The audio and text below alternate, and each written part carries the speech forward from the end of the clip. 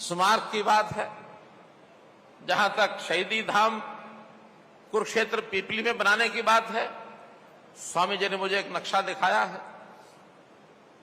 हमने भी कहा कि इस नक्शे के हिसाब से 5 एकड़ पर अभी योजना बनी है, एक अच्छा भव्य स्मारक बनना चाहिए।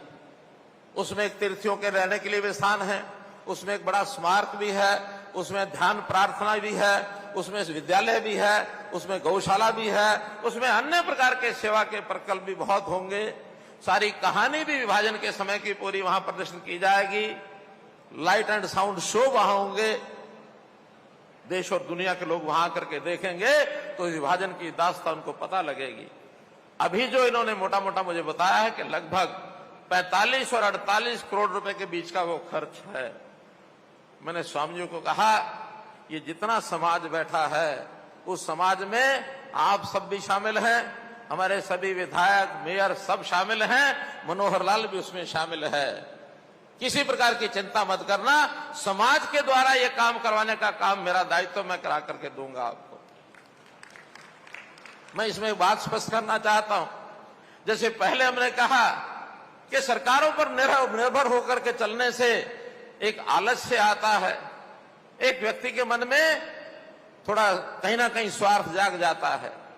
समाज में बहुत ऐसे लोग हैं, मुझे याद है धर्मपाल महाशय जी, कोविड के अंदर अचानक एक दिन का फोन आया कि मनोहर लाल जी, मैं उनको मामा जी कहता था क्यों गुलाटी थे वो, मेरे मामे गुलाटी हैं, बहुत आनंद से वो कहते थे भांजे चिंता मत करना, कोई जरूरत हो तो बताना। मैंने कहा नहीं सरकार इसमें बहुत अच्छे तरीके से मोदी जी लगे हैं, खूब कर रहे हैं। अच्छा ठीक है, थोड़ा सा मैं सहायता के लिए एक छोटा सा अंश भेज रहा हूं, ले लेना। अगले दिन मुझे पता लगा कि उन्होंने 1 करोड़ रुपए सरकार को भेज दिया। मैंने कहा सामाजिक कामों के लिए, कहने लगे मेरा जिंदगी है कि नहीं है, मैं अपने परिवार में बाकी लोगों कह के जा रहा हूं, सामाजिक कामों में जब भी कभी कोई आवश्यकता जितनी पड़े उतनी मैं देने के लिए तैयार हूं। एक धर्मपाल महाशय नहीं है, ऐसे धर्मपाल महाशय अपने समाज के अंदर बहुत है स्वामी जी। एक इशारा करने की जरूरत है।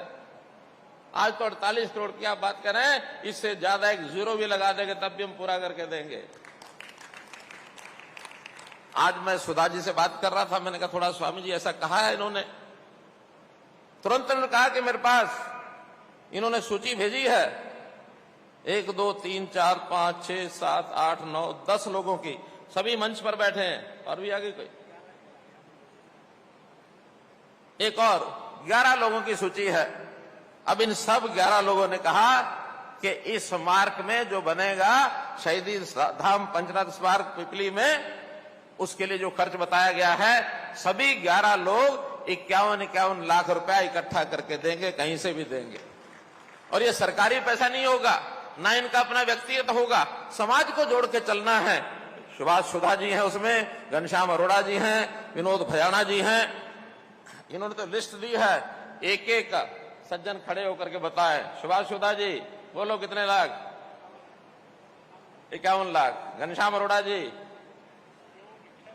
नहीं, बोलो मुंह से। 51 लाख। विनोद भयाना जी 51 लाख। प्रमोद विज जी है नहीं, आपने अपने आप लिखा होगा। बनीश ग्रोवर जी 51 लाख। गौतम सरदाना जी 51 लाख। सीमा त्रिखा जी,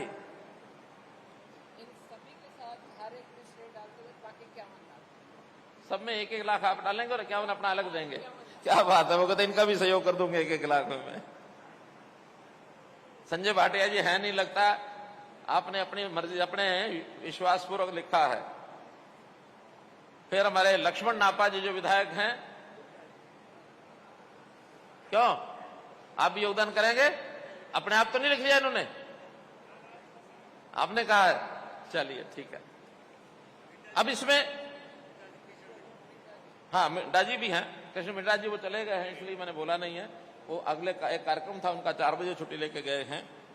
और पहले चरण के इस सारे कलेक्शन में समाज के बाकी लोगों से भी लेंगे, लेकिन मेरे अपने जो व्यक्तिगत संबंध हैं, मैं फिर कह रहा हूं, सरकार से इसमें देना बहुत, जो सहायता, जो सहयोग, जो डिपार्टमेंट्स के छोटे मोटे कामों का होगा वो तो सब कराएंगे, लेकिन सरकार का जो धन है वो एक ट्रस्ट का धन है।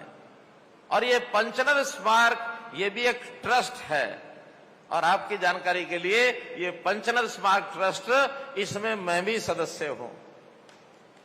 और ट्रस्ट का एक नियम होता है, कोई ट्रस्टी एक ट्रस्ट से दूसरे ट्रस्ट में पैसा ट्रांसफर नहीं करा सकता है। अगर कानून के जानकर बैठे तो बता दे, वरना मुझे इस ट्रस्टी यहाँ की तस्वीर छोड़नी पड़ेगी, तब मैं सरकार से दे सकता हूं। वो अलग बात है, सरकार से सहयोग कराएंगे, लेकिन मैं अपने प्रयत्नों से, जैसा 51 लाख 11 लोगों के हुए हैं, ये 5.5 करोड़ रुपया है, 5.5 करोड़ रुपया मैं अपने संपर्क से और इसमें अपना योगदान कराऊंगा। कुल मिला के 11 करोड़ रुपया आज इस सभा में आपसे हम करते हैं, वादा करते हैं। इसके आगे बढ़ने के लिए स्वामी जी आप बैठे हैं, आपके तो इतने लोग हैं, एक थोड़ा सा संकेत करेंगे तो फट हो जाएगा। मैं फिर आपको इस बात का विश्वास दिलाता हूं कि ये काम पैसे के बिना नहीं रुकने देंगे। समाज में बहुत लोग हैं जिसको भी इशारा करते हैं, वो ऐसे सामाजिक कामों के लिए आगे आ जाते हैं। अगर कहीं इस प्रकार के ट्रस्ट के लिए CSR के पैसे का अनुमति होगी तो हमारे पास CSR पैसा खर्च करने वाले बहुत लोग हैं जो कहते हैं हमारा पैसा कहीं खर्च करवा दो। उनकी मजबूरी है पैसा खर्च करना, अगर उसके अंदर होगा तो बहुत आसान होगा, अन्यथा और भी कराएंगे। और जहां तक स्थानीय जो हमारा पंचनद सेवा ट्रस्ट है, इन्होंने अपना अच्छा काम किया है। 21 लाख रुपया पहले भी इनके पास भिजवाया था और 21 लाख रुपया मैं अपनी ओर से इनके लिए घोषणा करता हूं। और मुझे तो पहले बताया नहीं था, मंच से ही स्वामी जी ने आह्वान किया है। तो जो शिवधाम योजना हमारी है, उस शिवधाम योजना में से यहाँ का जो क्या नाम रखा है शमशान का, शिवधाम या कुछ और है, शिवपुरी, तो यहाँ के शिवपुरी से हमारी शिवधाम योजना में से 21 लाख रुपया उसके लिए भी मैं मंजूर करता हूं। तो इस प्रकार से कभी भी हमारे दूड़ाराम जी ने कुछ विधानसभा के नाते अपनी बातें स्वाभाविक है, क्योंकि उनको मौका मिला रखना ही थी, अलग से उनसे सारे कुछ करके, क्योंकि इस मंच से, ये मंच उस घोषणा का नहीं है, अलग से जो यहाँ खास करके बाढ़ प्रभावित इलाके में कुछ लोगों का नुकसान हुआ है, उस नुकसान की भरपाई के लिए हमने 28 तारीख तक जो क्षतिपूर्ति पोर्टल है उसमें भरने के लिए कहा है। 28 तक है, 18 तक है, 28 तक है, 28 है, 18 है या 28 है, जो दी है डेट है उसकी है, उस समय तक सब अपनी एंट्री उसमें करें। उसके तुरंत बाद जिसका जितना नुकसान हुआ है उसका नुकसान की भरपाई की जाएगी। इतनी बात कहते हुए मैं अपनी बात को समाप्त करता हूं। बहुत बहुत धन्यवाद, बहुत बहुत आभार।